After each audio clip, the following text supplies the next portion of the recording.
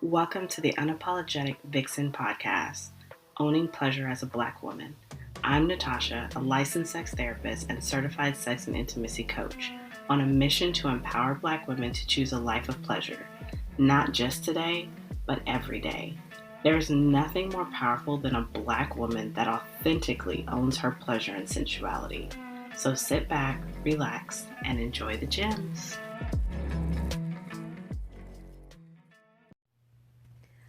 Hello and welcome to another episode of the Unapologetic Vixen podcast, Owning Pleasure as a Black Woman.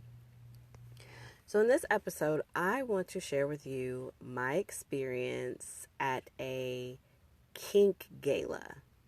Now, some of you may not know, I am a kink-aware professional, which really just means that I have the necessary knowledge to be able to help clients that participate in non-traditional play, non-traditional sex, and non-traditional relationships on top of that. And the reason I chose to do that is because I understand that when people are looking for a helper, they're looking for a safe space. If we are not 100% educated with what is going on, then we can't provide the correct assistance.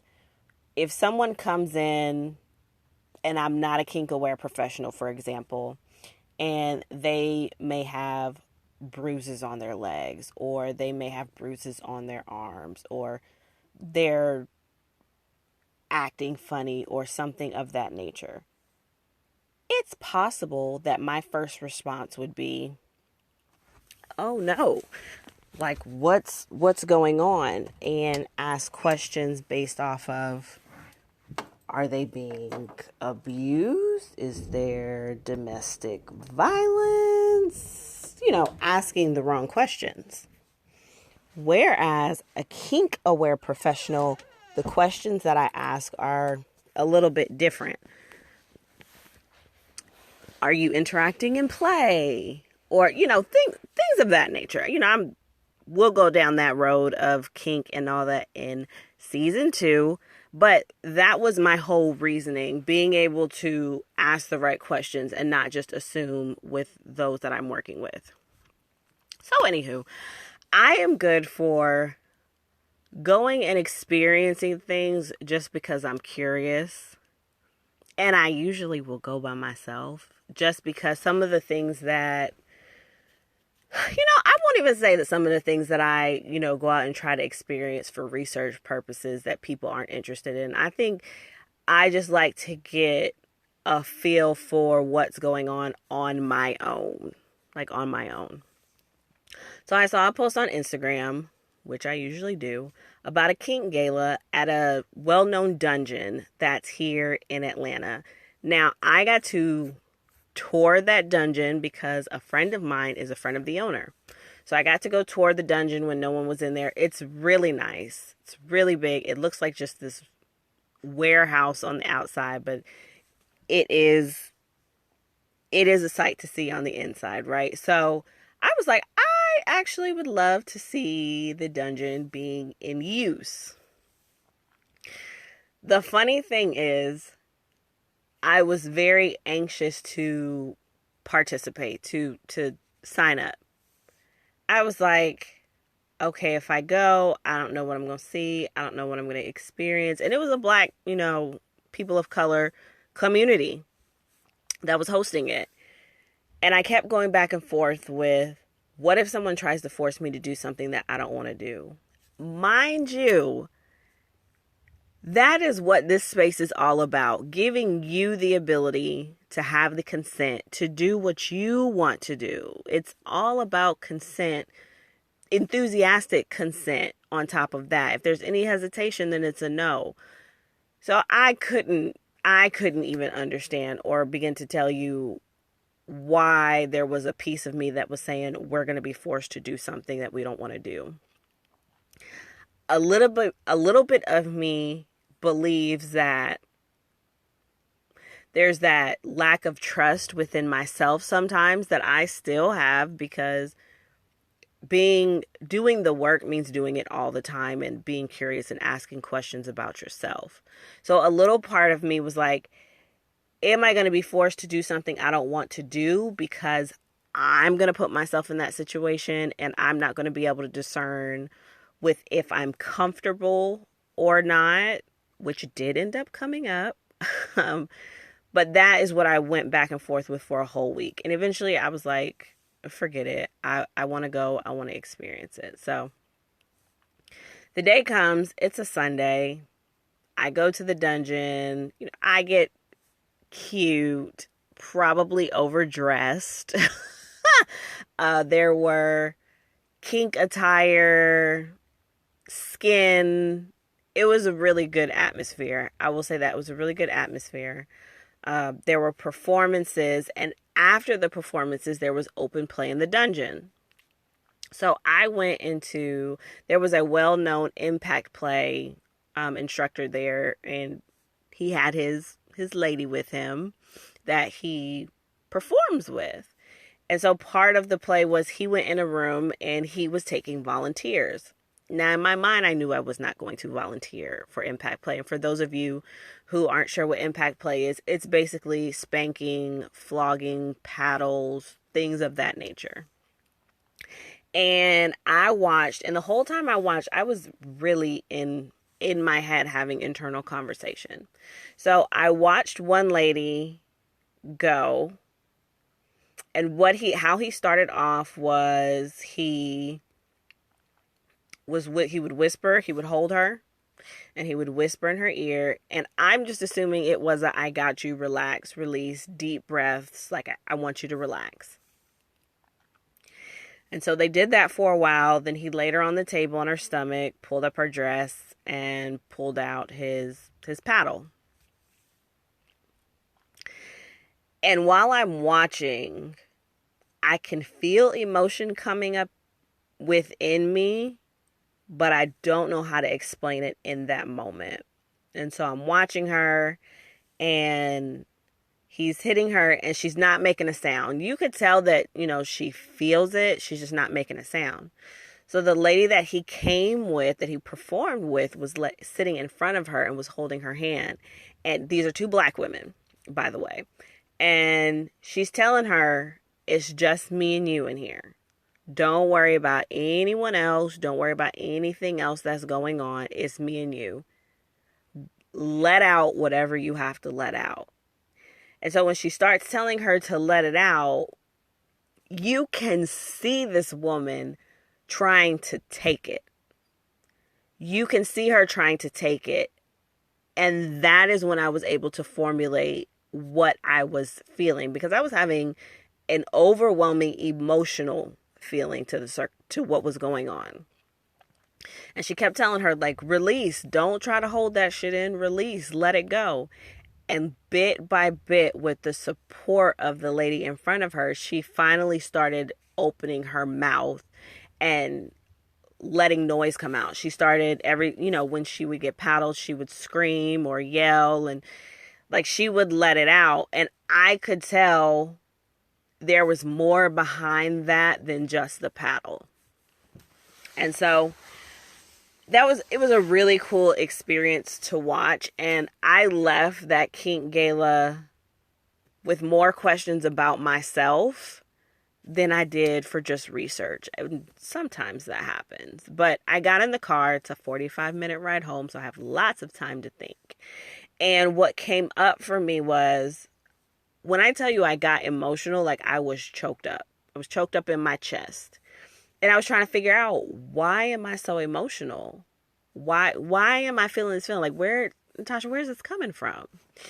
And what I was able to come up with was the idea of release and trust and control. Okay? All things we as Black women struggle with: safety, control, and trust. So in my mind, I was like, it's not the idea of being paddled, because, I'm good to get a good spanking here and there with no problem. it was the idea of trusting someone enough to make sure that I was safe and I could release.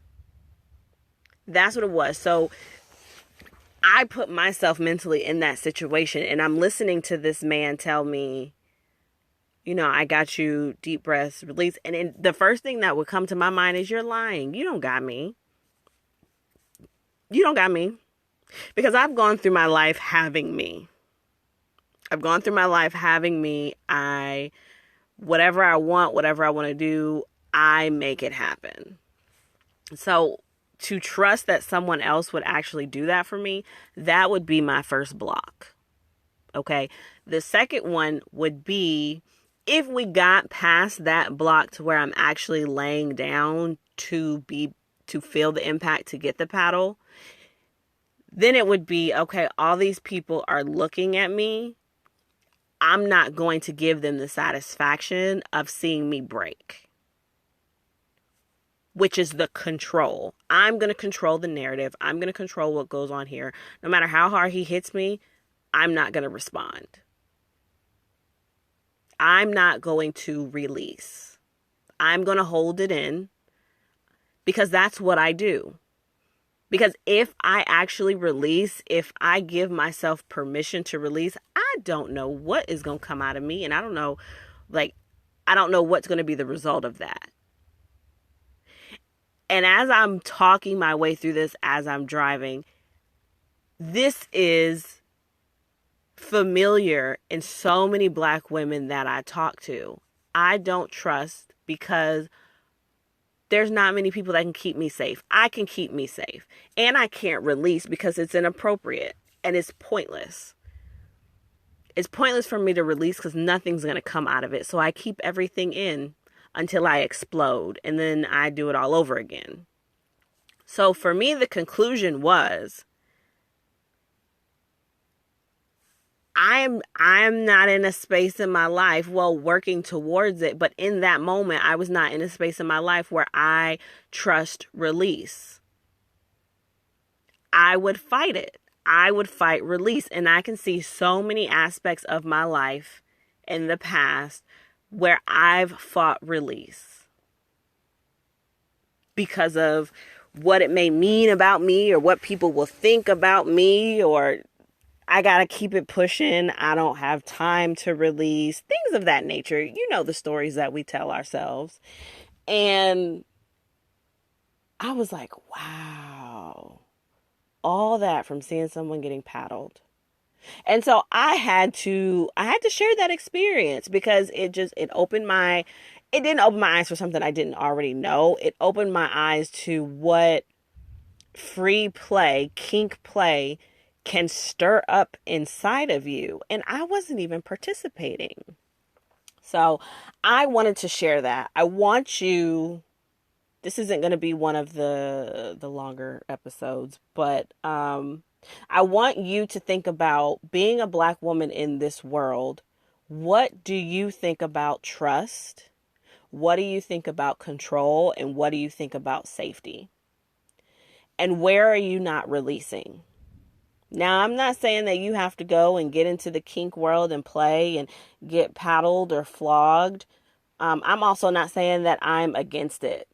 It's a possibility that later on in life I may go play. I don't know. When I do, I'll let you know, right? But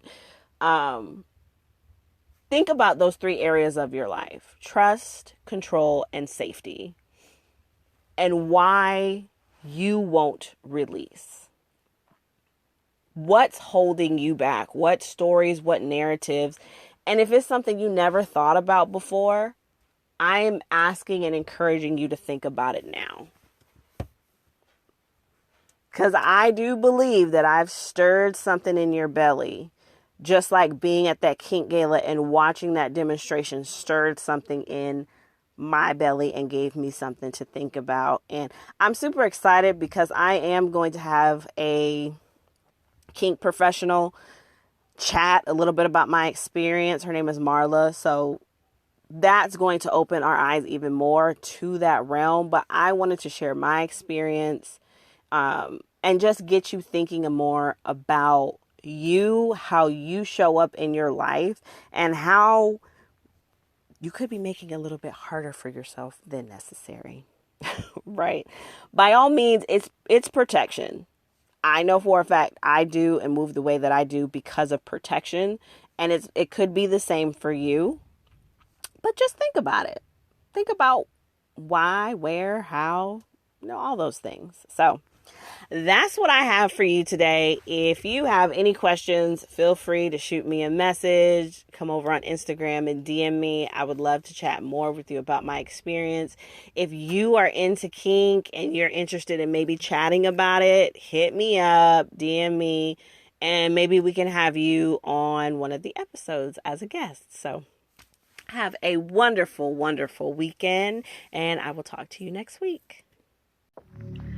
Thank you for listening to the Unapologetic Vixen podcast, Owning Pleasure as a Black Woman. If you enjoyed this episode, leave a comment, and share it with someone you know could use the space. If you're ready to tap into your pleasure, join the virtual Vixen Suite. It's a safe space for Black women to gain support and empowerment as they access pleasure, intimacy, and satisfying sex every day. And remember, pleasure is your right, boo.